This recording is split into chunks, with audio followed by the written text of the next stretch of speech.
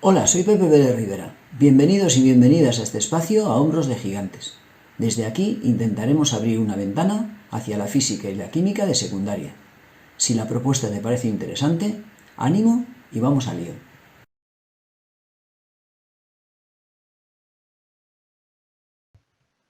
Vamos a estudiar para el curso de segundo de bachillerato y dentro del tema de ondas, la refracción y la ley de Snell que explica este comportamiento. Observa la siguiente figura. La refracción es este efecto que se produce cuando una onda, la luz en particular, cambia de medio al atravesar de un medio a otro diferente en el cual su velocidad varía. Observa la siguiente figura que se produce cuando la onda viaja desde un medio menos denso y por tanto más rápido a un medio más denso y por tanto más lento. Si la velocidad del medio de partida, v1, es más grande que la velocidad del medio v2, el medio al que atraviesa, ocurre lo siguiente. Si representamos, como ves, los frentes de onda de color azul en el medio rápido, ten en cuenta la dirección de incidencia y observa lo que ocurre cuando la onda atraviesa al medio en el cual la velocidad es v2 y por tanto es más lento.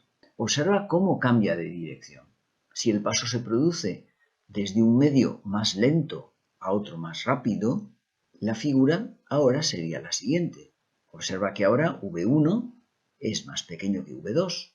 La onda viaja con mayor rapidez en el segundo medio que en el medio de partida. Observa el frente de onda incidente y cómo al atravesar al segundo medio, el frente de onda cambia de dirección. Ten en cuenta que el frente de onda es perpendicular a la dirección de propagación. Por tanto, la dirección de propagación va a cambiar.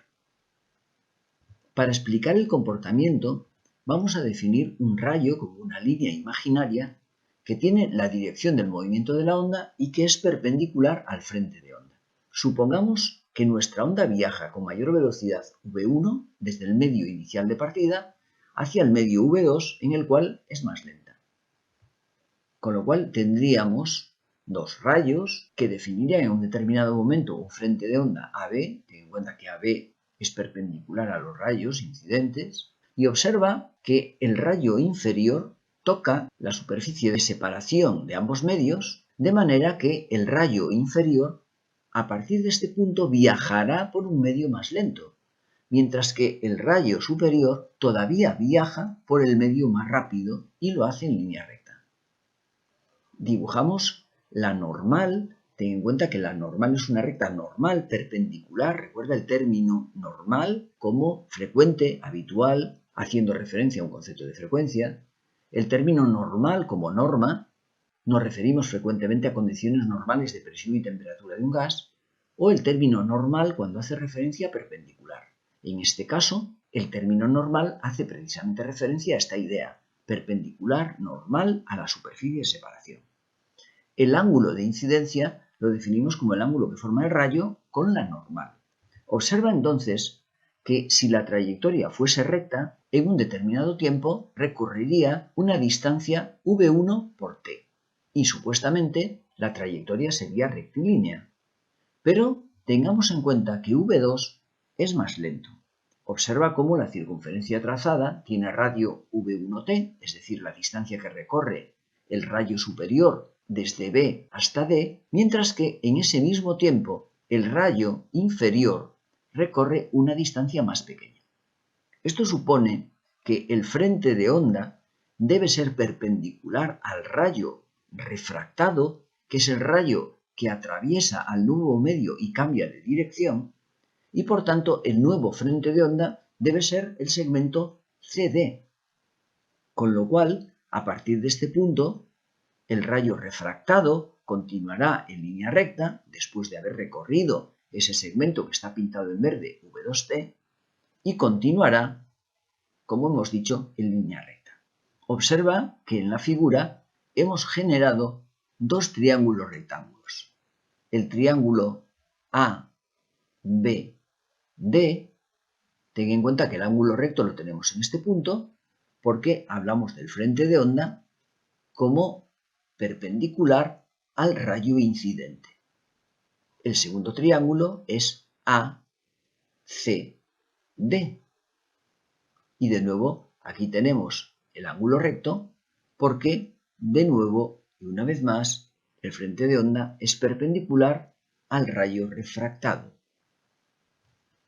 De manera que hemos generado dos triángulos rectángulos.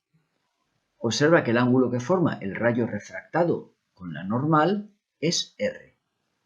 Ten en cuenta ahora que este es el ángulo de refracción y observa que el ángulo de incidencia sería el que formaría la normal con el segmento dibujado a trazos, de manera que el ángulo de refracción va a ser más pequeño que el ángulo de incidencia, siempre y cuando la velocidad en el segundo medio sea menor, tal como hemos dicho.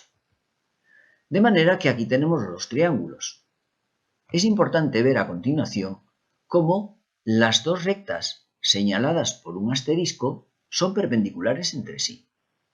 Del mismo modo que las señaladas por dos asteriscos, la normal, recuerda que se llama normal porque es perpendicular a la superficie de separación.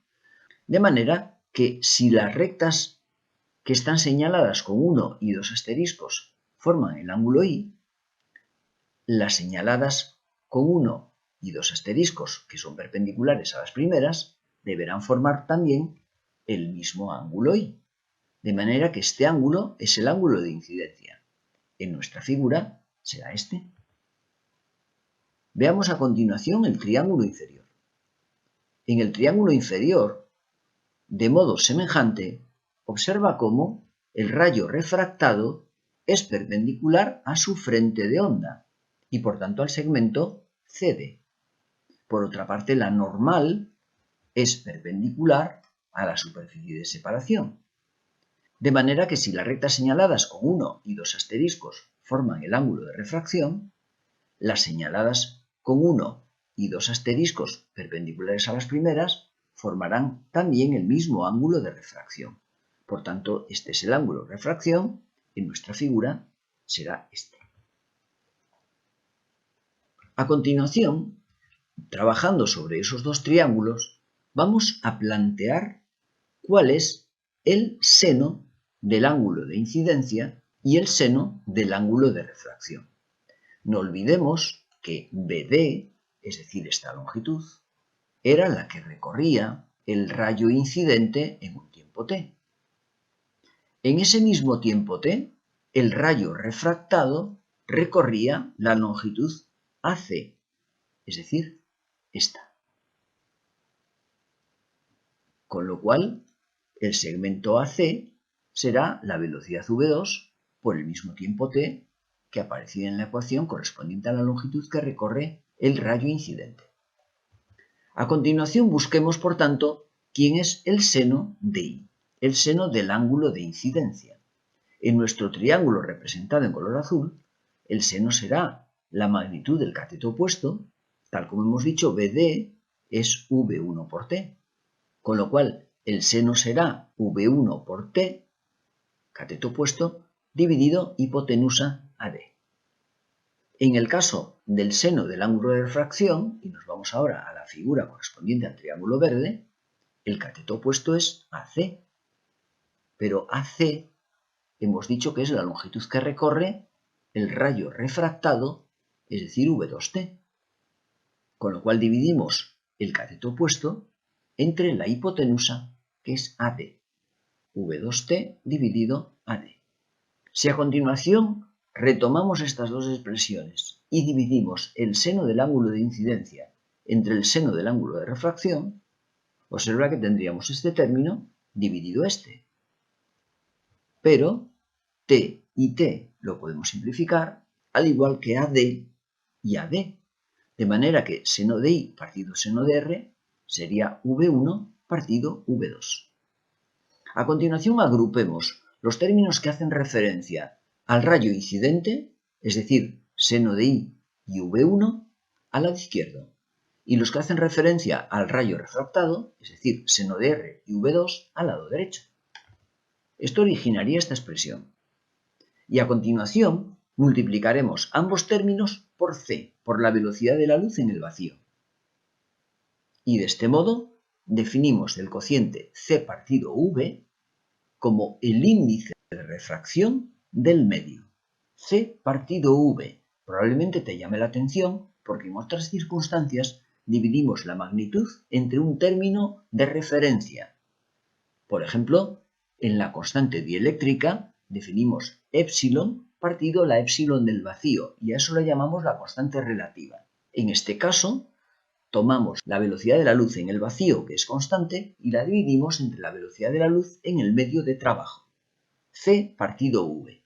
De manera que si hacemos C partido V1, eso es N1, el índice de refracción del medio a través del cual incide la onda, mientras que N2 hace referencia al índice de refracción del medio en el cual se refracta la onda. Esta expresión se conoce como la ley de Snell y observa cómo los índices de refracción y los senos de los correspondientes ángulos son inversamente proporcionales. Cuando crece el índice de refracción, el seno correspondiente disminuye. Si el índice de refracción N2 es mayor, observa que la velocidad en el medio 2 es más pequeña, con lo cual si el denominador es más pequeño, el índice de refracción es más grande. Si el índice de refracción es más grande en el medio 2 que en el medio 1, el seno del ángulo será más pequeño en el medio 2 que en el medio 1. Veamos a continuación cómo varía la longitud de onda con la refracción. Ten en cuenta que cuando la onda cambia de medio, su frecuencia no varía. Por tanto, si varía la velocidad, variará la longitud de onda. Lo primero y más importante es que establezcas la diferencia entre v, velocidad, y nu, frecuencia. Observa cómo la letra v, en este tipo de letra que utilizamos en la presentación, tiene las dos ramas de igual grosor, mientras que la frecuencia tiene la rama de la derecha más delgadita. Si tenemos en cuenta que la frecuencia es la inversa del período, será v partido lambda. De manera que la frecuencia en el primer medio será su velocidad dividido su longitud de onda. En el segundo medio será igual, su velocidad, v2, partido su longitud de onda, lambda 2. Dado que las frecuencias son iguales, podemos igualar v1 partido lambda 1 igual a v2 partido lambda 2. De manera que si a continuación en ambas expresiones dividimos entre c, ten en cuenta que v1 partido c es la inversa del índice de refracción. v2 partido c exactamente lo mismo para el medio 2. De manera que podemos escribir que n1 por lambda 1 debe ser igual a n2 por lambda 2. Es decir, si aumenta el índice de refracción, la longitud de onda se hace más pequeña y el índice de refracción aumenta cuando la velocidad disminuye. Observa el siguiente gráfico. Vamos a suponer que V1 es más grande que V2, con lo cual N1 es más pequeño que N2. Y si N1 es más pequeño que N2, entonces la longitud de onda 1 será más grande que la longitud de onda 2. Volvamos a esta figura. Pensemos en esta figura en la cual representaremos los frentes de onda como si se tratase de los puntos en los cuales tenemos la cresta de la onda en un momento dado. Entre las dos crestas iría el valle. Con lo cual, la longitud de onda sería la distancia entre las dos crestas. Observa que al cambiar de dirección, esa distancia entre las dos crestas se hace más pequeña. Lambda 2 es más pequeño que lambda 1 porque la velocidad en el segundo medio es más pequeña que la velocidad en el primero, con lo cual el índice de refracción del segundo medio debe ser más grande. Si el índice de refracción es más grande, la longitud de onda es más pequeña. Veamos qué ocurre cuando la onda pasa desde un medio más lento a un medio más rápido. Ahora V1 es más pequeño que V2. Si esto ocurre, el índice de refracción del primer medio es más grande que el índice de refracción del segundo, de manera que la longitud de onda del primero deberá ser más pequeña que la longitud de onda del segundo. Observa en el primer medio la distancia que hay entre las dos crestas, es decir, la longitud de onda lambda1. Y ten en cuenta como ahora en el segundo medio, esa longitud que separa las dos crestas es más grande. Lambda2 ahora es más grande que lambda1. Por tanto, la longitud de onda varía, la frecuencia permanece constante cuando la onda pasa de un medio a otro. Veamos a continuación qué entendemos por reflexión total, ángulo límite de refracción. Supongamos que la luz pasa de un medio más lento a uno más rápido. Generalmente en las figuras representamos el medio más rápido con color blanco, el medio más lento con color grisáceo. Cuando la luz incide perpendicularmente a la superficie de separación, no cambia de dirección. Ten en cuenta que si el seno del ángulo de incidencia es 0, el ángulo que forma con la normal es 0, el seno del ángulo de refracción también tiene que ser 0. Esto ocurre cuando el ángulo es 0, es decir, cuando la dirección del ángulo de incidencia coincide con la normal. La dirección del ángulo de refracción también coincidirá con la normal. A partir de este punto, si tenemos un cierto ángulo de incidencia, observa que si no hubiese cambio de medio, la luz continúa en línea recta. Pero como la luz atraviesa a un medio más rápido, observa cómo el ángulo de refracción aumenta con respecto al de incidencia. El ángulo de incidencia sería este, recuerda que se mide siempre con respecto a la normal, sería este, y ahora el de refracción aumentó. Si el ángulo es más alto, el ángulo de refracción continúa aumentando. Con lo cual tenemos el ángulo de incidencia, que sería este, el de refracción es más grande, por tanto se va un poquito más allá.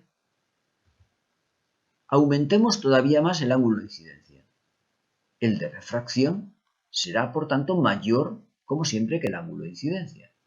Con lo cual, con respecto a la trayectoria original, se va a desviar todavía más. Si continuamos aumentando el ángulo de incidencia, el ángulo de refracción sigue aumentando. Esto va a suponer que en determinado punto, cuando hablemos precisamente del ángulo límite, el ángulo de refracción aumentará hasta 90 grados. Y esto lo que va a suponer es que la luz viajará paralelamente a la superficie de separación. Este es el que conocemos como ángulo límite de refracción, porque a partir de este ángulo límite, la luz ya no se va a refractar, la luz volverá de nuevo al medio de partida, con lo cual se produce la reflexión total. Observa que esto ocurre cuando el ángulo de refracción es 90 grados. El seno de 90 grados vale 1, de manera que el seno del ángulo de incidencia límite, el seno del ángulo límite, será n2 partido n1 que va dividiendo, dado que el seno de 90 vale 1.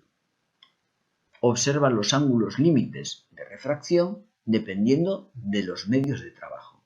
Cuando la luz pasa de vidrio a aire, el ángulo límite es de 41,1 grados. Cuando pasa de diamante a aire, 24,4, de agua a aire, 48,6, de vidrio a agua, 61 grados. Observa las aplicaciones. Hoy en día las conexiones a Internet las hacemos a través de fibra óptica. La luz viaja a través de la fibra, de manera que cuando impacta en la superficie de separación, se produce una reflexión total, con lo cual la luz no sale de la fibra. Va produciendo ciertos impactos y la luz viaja permanentemente por el interior de la fibra. Observa ampliado el extremo de la fibra. Cuando tenemos un cable de fibra óptica, la fibra realmente es esta que aparece en el centro. Y aquí puedes ver una lámpara de fibra de vidrio, en donde hay una lamparita en el interior y la luz viaja por dentro de la fibra, como puedes ver, hasta salir por el extremo. Te propongo el siguiente juego. Toma un recipiente de pared opaca y en su interior coloca una moneda. Colócala de manera que la pared la tape y no puedas verla. Como puedes comprobar, únicamente está la moneda en el interior de nuestro recipiente. A continuación, y sin mover la cámara, añade agua en el recipiente y observa lo que ocurre. La moneda aparece.